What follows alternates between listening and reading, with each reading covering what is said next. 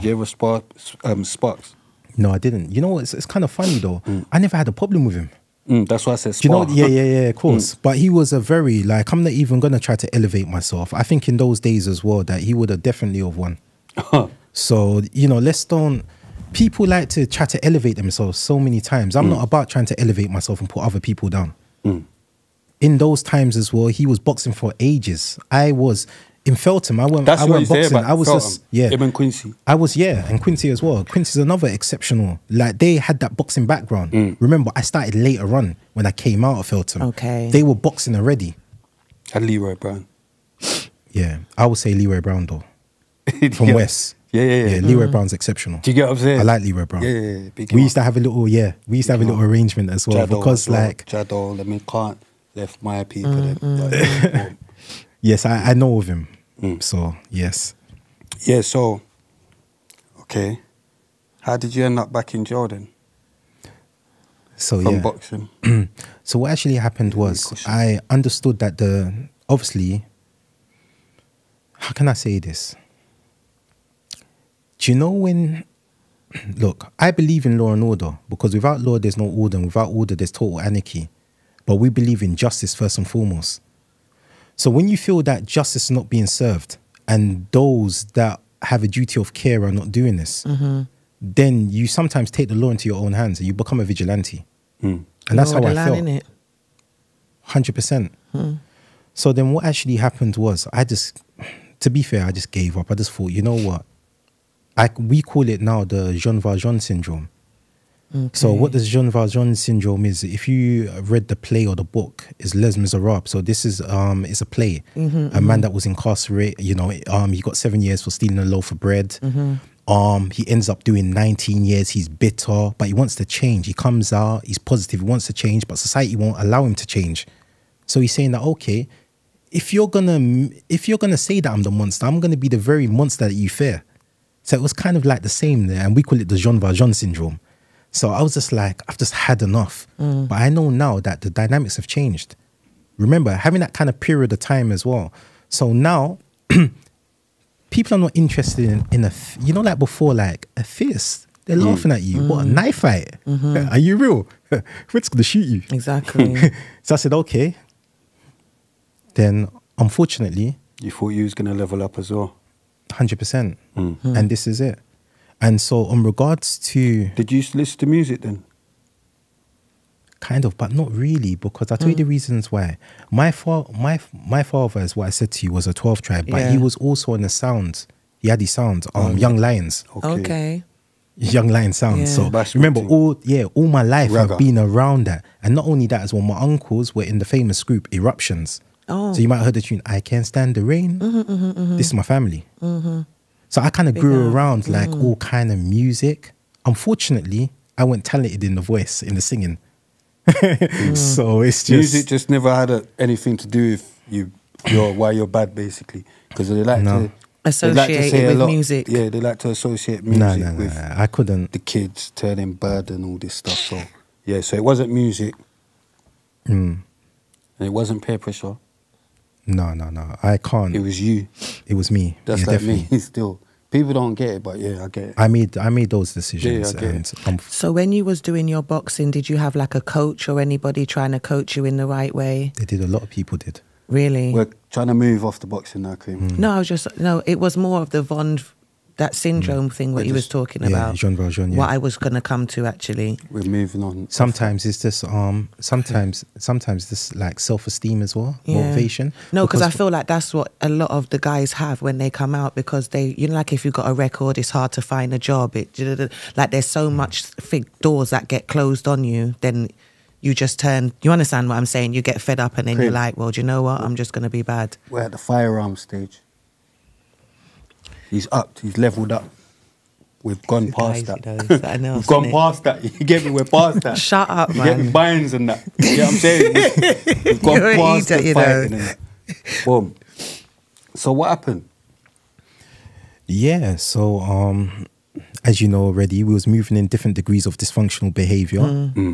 I have to be very careful here as well, because you know my situation, and when we go further into my case as well, you know there's going to be lots of individuals that are going to be sitting down with notepads and pens, trying to figure out, like, so I don't want to indicate anybody else and any historical cases and anything else as well.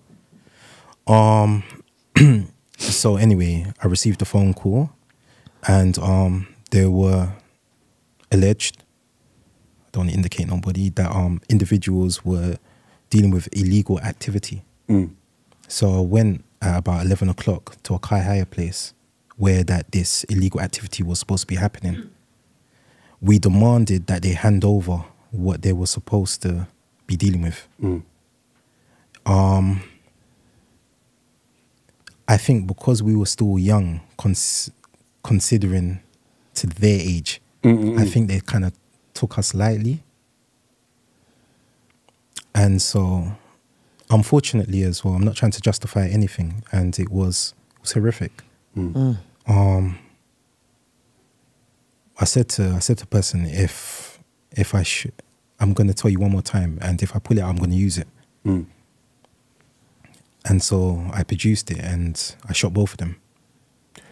Did any of them die? No, they were close though, because what I didn't know at the time as well, that one was in a very critical way, and any moment they were basically saying that I was looking to it was going to be a murder case.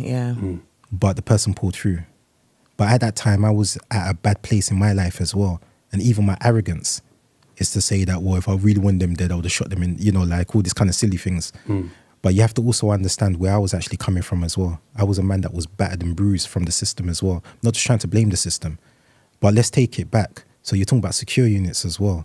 I was treated, because of my behaviour as well, I was treated horrendously by people that had a duty of care. So, for example, as well, grown men punching you in your stomach, and I'm a kid. Things like that, you know, punching you and thinking that it's totally acceptable. So you, of course, so you become angry, you become hardened, and my family saw that I was kind of like dark, like very aloof, very just by myself. Like, you know, my whole mentality, my mindset changed as well. There weren't any happy moments for me. No, I was just angry. So when I came out, I didn't care. So that's how I kind of like lived my life to eventually that night. So I shot them. Me and my co-defendant, we left. Not saying too much. People do what they do. A friend's sister got arrested as well, or she was taken to the police station. I handed myself in and I admitted to my crime. Exonerated her. And why did you do that? Was that your partner? No. Okay. It's a friend's sister. Okay, but why did you do that? Do you know what? Guy mad, innit? No, I understand. I understand what you're saying. Why did you do that? Handed yourself in? Yeah, I just felt that, you know, just everything, and then other people had enough like, as well, and it wasn't even so much that as well. It was just that, one thing that my father told me, like, for example, as well, is that it's not the mistakes that you have to worry about, but it's the consequences that come with the mistakes. So I understood that I made a big mistake. I made a big mistake in the sense of other people getting pulled into this. And I just thought that... You can't. So wait, so you've handed yourself in, put your hands up. Yeah. That is a very big burden for 2 attempted. I'm just going to say that. To me anyway. Yeah, but listen to this though. You have to also understand this.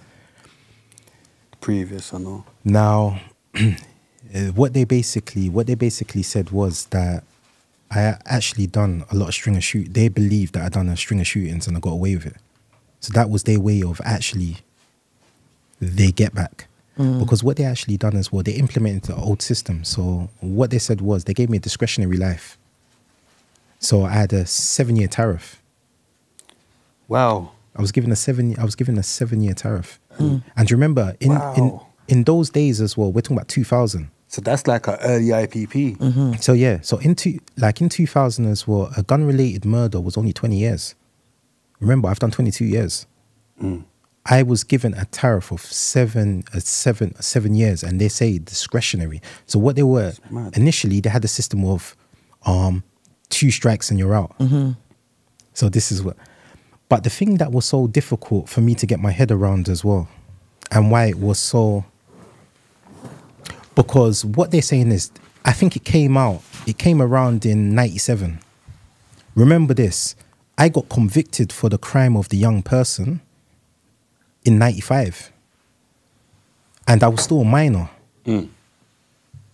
But they still included that in order for me to still get the discretionary life. Right. How'd you work that out? It's not, and even up till now, they still can't explain it to me. Now they're saying that, oh, it's just discretionary. I'm not complaining about it. I'm not sour about it because I committed my crime. I understand. I put my hands up to that. But what I'm actually saying is that, let's be honest then. If you're going to go by your system and your rules, then why is that? So this is what they actually done to me. So they gave me life with a recommendation of 7. Crazy. Those times, I didn't really care. I just thought, I'm going to be out in 7 years. I'm going to be out when I'm 27. I'm going to go back to crime. I'm going to be... Not knowing that this Not is really going to seeing. be a mad one.